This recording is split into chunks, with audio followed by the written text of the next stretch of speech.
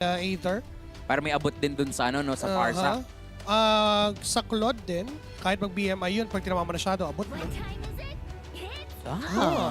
Okay, so because of the lack of immediate control from Aurora, that opens up the Joy possibility.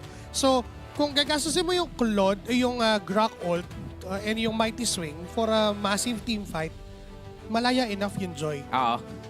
Dito rin masusubok yung Evil na wala silang Faramis, wala silang Freya.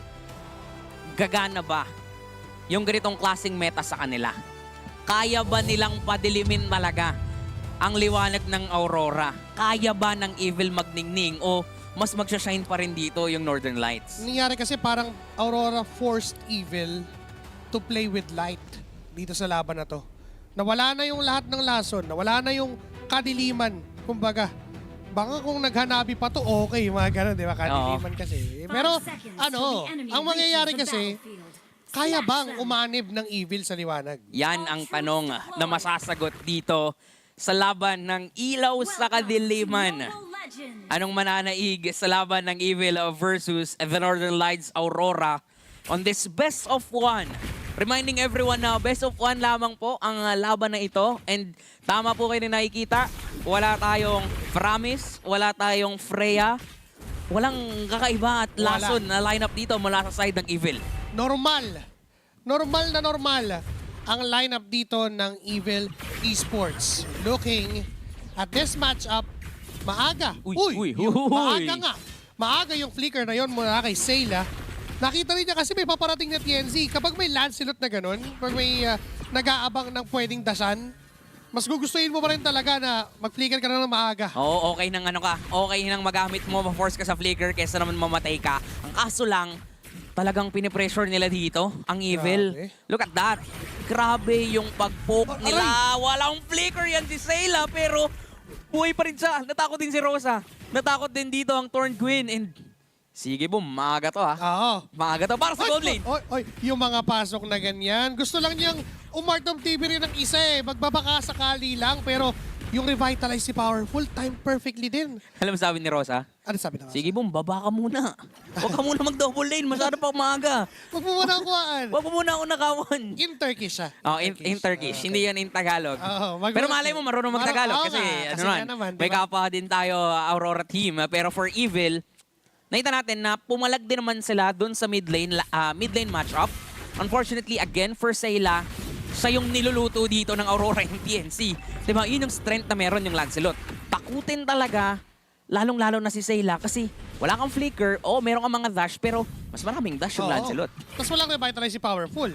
So kung mauulit yung chance na mamatay si Sayla doon, teka lang, hindi na reset. Pixel perfect. Yung pagkakapwesto. Pero si Sayla pa na ako, 130 na yun! Binigla tayong lahat ng Evil. Wow, when flicker! that's still TNC going down. Akala mo cloud form? Ito Thunder! Sabi ni Gear. Kaso nga lang tutumba rin siya sa kamay ng Aurora Gaming at hindi pa tapos sa tuba. Habol, Pagus low. Pero sabi ni Lunar, ako nang bahala. Medyo nag-overextend doon ng Evil. Nakuha man nila yung turtle, nakakuha man sila ng mga early kills. Dahil nga dun sa pagtagal pa nila dun sa laban, nakabawi pa doon ang Aurora Gaming. Masabi natin na pwede sana nilang mapigilan yon kung hindi na sila nag-overextend eh. Kung nakuha na nila yung turtle, pwede na silang nag-out. Kumbaga, tumapak na sana sa break. Diba? Pero tinuloy pa rin at doon nakabawi. Naging stalemate bigla ang laban. Aurora Gaming ay lamang ng around 300. Pokes coming from Evil. Pero Grok pa rin kasi yan eh. Mataas ang base HP, mataas ang base armor and MD. So, pinagpag niya lang. Pinagpag ni Pagu. Oo, pinagpag niya lamang muna yung mga ibinabata dito ng Evil. And pag-usapan din natin yung EXP matchup, especially for Gear bilang isang Sora. Sa mga first 5 minutes ng laro, doon mo totally ma-maximize yung Thunder form mo eh. Kasi hindi pa naman nagmamatter ngayon yung mga defensive items. Kumbaga mararamdaman pa talaga ng kalaban mo yung damage na meron ka. And with that first item, wala nang boots-boots. Rekta na Warax pero setup mula kay Pagu. Rekta na yung setup. kanina kinukulit-kulit lang ni Pago. Pero nung nakita niya si TNZ at si Rosa nga nandun, wala nang kulitan, rekta na to. Pero nandun din yung Thunder Form mula kay Gear para na Tapang. mag-clear ng mga minion waves. But then again, it's Aurora just capitalizing on those small loopholes na nakikita nila from Evil Esports. Wow, Gear from top lane, from the EXP lane. Rekta papunta dun sa baba. Umaalalay pa kay Ven. At mukhang ilalaban talaga to ng Evil. Pero mukhang gusto rin ilaban to ng Aurora. Though, mag-purple pa yung mga junglers natin dito. But then again, for Aurora Gaming, sinusurpresa nila dito ang kadiliman ng Evil. Alam mo, taga-Pasay si Gear eh. Umaalalay. Sige. Sige, pwede na. Pwede. Pero Pwede. pwede rin kasi itong turtle na to. Ganun naman yung plano eh. Kailangan nilang sumabay doon sa team fight na meron ng Aurora Gaming. Pero dinelay ng Aurora. Tapang ni Aether. Andito ka Gear agad. E di mamaya namin sisimulan. Oh my And it's God! showtime! Tapos bago with that flicker doon sa likod para manghuli. AOG na papasok. Lalaban sila. Lalaban ngayon. And Gear will get the turtle out of nowhere. Ito yung Uy, rason lumaban bakit din. ito sumali at sumama. Ngayon si Siki Boma nakuha kapalit. Turtle +1 kapalit ng buhay ni Aether. It's okay for Evil. Sinimulan ng Aurora yung laban and definitely nakakuha sila doon ng kill. Pero definitely din, this is an advantage for Evil. Tila ba hindi pa tapos? Gusto pa nilang kumuha ng Torre dun sa ibaba. Pero hahayaan lang muna nila si Ven na makapag-farm. Alam nilang walang magagawa yung Uranus kundi tumayo, mag-clear. At ngayon papasukin na naman siya ni Gear pero hahayaan na nila. Ngayon ang Evil sinisimulan ng kadiliman at kasamaan ng Land of Dawn for the first 5 minutes of this game. Alam mo, meron talagang mga bagay na hindi na ipapaliwanag ng siyensya. At yung dalawang turtles na yun, ang dalawang halimbawa. Walang retry yung nakakuha nun. Si Sayla yung una, si Gear yung pangalawa. And I'm not quite sure kung itutuloy pa on the third turtle na ganun yung mangyayari. Kasi ngayon, Wow! yung setup mula dito kay Uy! Gear. Hindi nga lang tumama yung AOG doon. Pero wala na rin kasing ultimate to si Pagu. So alam nila na pwede silang gumaw time. Kino-cover nila lahat. Kung nakikitaan sila ng butas, sila din may nakikitang butas. Ibang klase, no? Alam nila paano tatakutin dito ang Aurora, paano ifo-force yung mga resources na ito at pinapakita sa atin na kaya nilang magpagana ng ganitong klaseng composition. They're not just relying on those lason picks. Alam nila na walang ulti to si Pagu. Pero disiplina pa rin ang paiiralin nila. Ayaw nilang mapunta pa sa Aurora ang lead. Pero ito na. Malapit na mag-spawn ang third turtle. Pero wait lang, masyadong mainit yata doon si Ven. Flicker out. Makakatakas doon sa sitwasyon na yun. Sige mo, sumubok pa siya lumaban ulit. Naku, Tinay sila. na nandun si Pagu para sa setup. Sumugod na rin itong si Lunar. Ven goes down. At walang magagawa si Powerful kundi tignan ang kanyang kampe na mamatay sa kamay ng Aurora Gaming. There goes that turtle. Dalawang junglers pa lang yun nandun. Tila parang nagmarathon kasi Paunahan nagtakbuhan eh. sila doon. Paunahan. Powerful.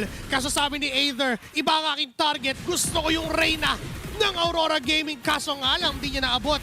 Napilitan na mag-ulti. Nabigay na yung turtle kay TNZ. Uy, setup! Yung setup na naman gagaling dito kay Gear ay hindi marespohan at mapapaatras sila mismo ni Rosa. Ganda nung harang ni Pagu para hindi na makalapit pa si Aether dun sa turtle. And with that being said, Aurora ang makakasecure nung last turtle of the game, si TNC na mismo. Para daw maiwasan yung mga hindi ma-explain ng siyensya, yung mga kaganapan na ang nakakasecure ng mga turtle, yung mga walang retry, huwag nating palapitin dun sa turtle. Oo. Hayaan nating mag-isa si TNC, pero ang hindi hinahayaan ng Aurora, makapag-farm ng matiwasay dito ang Evil. But for Evil, nakikita natin na try nilang humanap dito ng place. Unfortunately, mukhang alam ng mga teams paano ka-counterin yung setup ng isang Sora.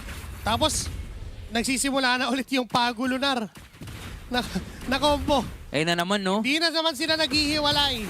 So si Lunar nagiging buntot ni Pagu. Buntot Pagu. Oo, pag hinampas ka nun, masakit yun. Op, may setup si Gear pero sabi ni Lunar, wala naman ako dyan eh. Kala mo na setapan mo ako, di naman eh. Di mo ako naabot. Pero ano din kasi, no, okay lang kay Gear na gamitin yung ulti niya. Sabagay. Sobrang bilis lang din naman kasi ng cooldown niyan. And if mahuli niya dun si Lunar, okay na. 'Di ba? Baka ma-burst down nila. 'Di ba? Lalong-lalo na meron silang carry. Pero dun sa baba, wait lang. Uy. Delikado si Aether. Masakit yung mga bala. Nagmumula kay Ziggy Boom. At natapos niya ang misyon para patayin si Aether. Kaya wala yung jungler. Wala pa namang objective though. Pero nandyan Yan si naman si Lunar. Lunar. Nandyan pa si Rosa sa likod. Ni hindi nila maabot ang reyna ng Aurora Gaming. Kaya libreng nakakapag-dish out ng damage. At 2-1-1 for Ziggy Boom. Umaaga yung Claude na dapat mamaya pa. Nakipaglaro kanina doon. Etong si Aether, pero nakita niyan masakit na pala. Naramdaman niyang mahapdi na pala. Si Ziggy Boom mahapdi din. Si Lunar, first down dito. Etong si Ven, wait lang. Kasi hindi sila pwedeng mag-all-in. Nandyan si Pagu, anytime pwede rin niyang mag-counterplay. Pero for Aurora, disiplina pa rin. Tinatakot lang nila. Binibait out lang nila ang Evil. Baliktad, no? Imbis na kayo yung mabait out sa kasamaan, binibait out nyo yung kasamaan. Sinusubok. Halika kayo dito. Kumbaga parang naiwan na parang si Powerful at hindi nakapag-AOG na cancel. Pero may set up. Aurora Gaming. Counter set mula kay Gear. Yun lang. Tutumba doon. Etong si Powerful sa kamay ni Ziggy Boom. At may Lord na inuunti-unti na minamadali na yata ng Aurora. Kasi di na makalapit pa ang Evil Esports. Pagu and Rosa. Nakuha na Si yung Aether, Lord. tarangan! Aether ay naharangan pa ng pader. And there goes TNZ na nagpapakita ng kanyang mga plays. Biglang tahimik lang eh si TNZ, tapos biglang ngayon, ganun na pala kasakit yung damage. At alam mo, ang hindi tahimik yung ginagawa ni Lunar at ni Pagu. Tuloy-tuloy lang talaga sa panggugulo. At yung baba, si Ven, yung kapwa natin, Pinoy, pinahihirapan dito ng Torquille. May AOG, pero may flicker na gagamitin si Pagu. Hindi magiging successful ngayon ang Evil sa paghabol. At alam ng Evil na hindi nila kailangan at kayang pansinin itong si TNC kasi mababaliktad lang yung laban. May Lord pa silang dedepensahan dun sa itaas at sa isang iglap Sige! lang, tila ba control na to ng Aurora. May setup sana doon kasi wala nang kasunod. Na-overwhelm siya doon sa Sakit, crowd aray. control. May feathered airstrike pa na magmumula kay Rosa at ang sakit ay hindi na kinakaya ng Evil Lord down top lane. Meron pa namang Holy Blessing. Wow. Meron pa namang pagputok. Pero Wow. dinelay ng onte para kasama pa rin yung Lord. Ngayon ang liwanag ay unti-unting sumasakop sa dilim. Pero sabi ni Aether, kaya natin silang paalisin na burst down na yung Lord. Wala na agad yon pero Aurora pa rin ang may hawak ng control. Madali man depensahan yung Lord, madali man tunawin yung Lord na yun. Ang problema ay hindi madaling kunin ang control na to against Aurora. Look at Lunar and Pagu. Ganito yung ginawa nila Yes. nung nakaraan against sa CG Esports. Pinahirapan nila dahil lang sa pagsubsob ni Pagu at ni Lunar. At ngayon, wala pa silang deaths. Yung kababayan nating si Ven, yung carry na tutunaw dito sa dalawang to, hindi pa natin nararamdaman ngayon yung damage output niya. And for sure, for Aurora, alam nilang kailangan din nilang madaliin to. Merong ticking time bomb. Kumbaga, yung power spike ng carry ang iniintay Rosa? nila. Pero sabi ni Rosa, doon ako sa pwestong hindi nila inakala. AOG. Nasasakto kay Pagu. Wala siyang flicker para makatakas dito. Pero Grabe. tinangkin niya lang lahat ng damage. Tapos pagpasok ni Ziggy Boom at ni TNC, bigla may tutumbang Evil. Now Gear is down as well. TNC pumirma. Nagpakitang gilas lang sa harap ng kapwa Pinoy natin. Ngayon na may minions pang kasama sa gitnang bahagi ng mapa. Rosa na Maaaring naman. tumulak at sabi ni Rosa, ako na magsisimula ng gera kasi ngayon ay aalis sa taatras ang Evil Esports. Limang double ba? miyembro ng Torquille nakatingin na mismo sa base pero nakiklear pa yung mga minions at kinakaya pang mabuhay ng Evil. Buhay pa rin ang Evil sa ngayon. At disiplina naman ang paiiralin ng liwanag ng Northern Lights. Aurora Gaming, unti-unti na nilang nakikita ang liwanag sa pagkapanalo. Pero still, kailangan nilang pairalin ng disiplina. Kailangan nilang mag-objective. Pwedeng dyan sa Lord na yan, pag nakuha nila, pwedeng endable na. Kasi nakikita natin humahanap ng play yung Evil. pero hindi pa talaga nila kaya makipagsabayan. Kahit pa makahanap sila ng play, nahahanap din ng Aurora yung counterplay. Oo. Paulit-ulit lang na gano'n yung nagiging tagpo. Ngayon si Lunar. Paano Medyo patay? naipit Uy, si uy, Lunar uy, na paggamit na ng Kinopyang Tectonic Charge. Lunar is gonna go down. Pero enough ba yun? Para depensa ng tumulit kasi si Kirti naman ay binura ng Aurora doon mismo sa base nila ngayon. Tablado, 4-4. Pero lamang ang Aurora sa control sa mapa, may minions na paparating. Pwede pa ngang i-delay yung pagmarcha ng Lord para makasabay dito ang Aurora. Pero the question is, anong plano ng Aurora? Mukhakot si Rosa. Pumasok lang sa loob ng pader. Hindi mo PNC. ako dito, sir. Pero sabi ni Aider, ako'y tutumba na rin sa kamay ng Aurora ngayon. May Thunderform para binitawan ito si Gear para makapag-dish ng damage pero di niya kinaya. Ngayon yung 4 na miyembro ng Evil ay susubok na dumipensa. 3 para sa Tech Charge! May Tech Charge na Kinopia. Kaso nga lang masakit yung damage at ngayon nadedelikado sila pero tumatakbo papalayo ang Turkiya pabalik kasi nasasaktan na rin sila sa damage. Mahabol Ni si Ben, Ben. ni Gear, and even ni Powerful at ni Sela, buhay pa rin ang Singapore at dumidepensa. Dahil sa buhay na nawala ni Aether, mukhang ang kapalit nun ay depensang matino para sa kanila. Nagkawatak-watak yung Aurora, hindi nila na-maximize yung Lord, pero still, ang lead, ang control, ang advantage, ay nasa kamay pa rin ng Turkiye. Nakikita natin na parang okay lang na magkamali sila. Kasi nga, sobrang taas Yup. nang na-establish nilang lead dito. 8K pa rin ang meron sila. Pero habang tumatagal yung laban, gustong-gusto to ng Team Evil. Nagkakaroon din sila ng kits para makapalag na. Nagkakaroon din ng items yung mga late game hero nila. Even itong si Aider, kahit pa sabihin mong 0-4-2 siya, kapag nabuild niya ang mga items niya, pag tinamaan at naabot niya si Rosa, kaya niyang patayin ng mabilisan. And yun yung kailangan na isipin ng Aurora Gaming. Normally, merong liwanag sa dulo ng kuweba. Pero for Aurora, may dilim sa dulo nila. Doon sila nakatingin. Gusto nilang kunin na yung base.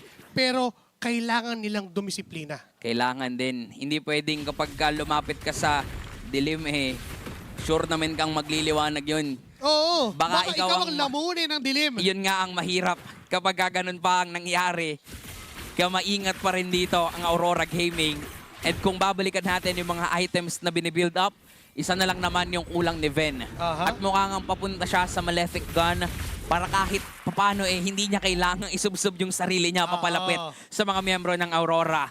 Now that the Lord is up, lamang sa wave ang Aurora Gaming. Yung pwesto ni Rosa sa itaas, nag-aabang siya kung sino bang dedepensa dito pero tila ba for Evil, parang ready silang mag-all-in sa parating na Lord na ito. Makikipagsabayan, makikipagpwestuhan, Uy! nakikipag kamuntik-muntikan, itong si Sigi Boom. Pero alam din naman nila alam nilang may pinagtataguan yan. Available din lahat ng spells, lahat ng resources, lahat ng skills. Either nag-dash, nakita si Sigi Boom dun sa likuran, pero hindi enough. Yung dami siya niya, tech charge mula kay Pago. Ang sabi ni Pago, kami naman! Tapos si Rosa nandun pala sa likuran! Sakto yung posisyon, ngayon nasasaktan! Mga members ng Uy, si Ben!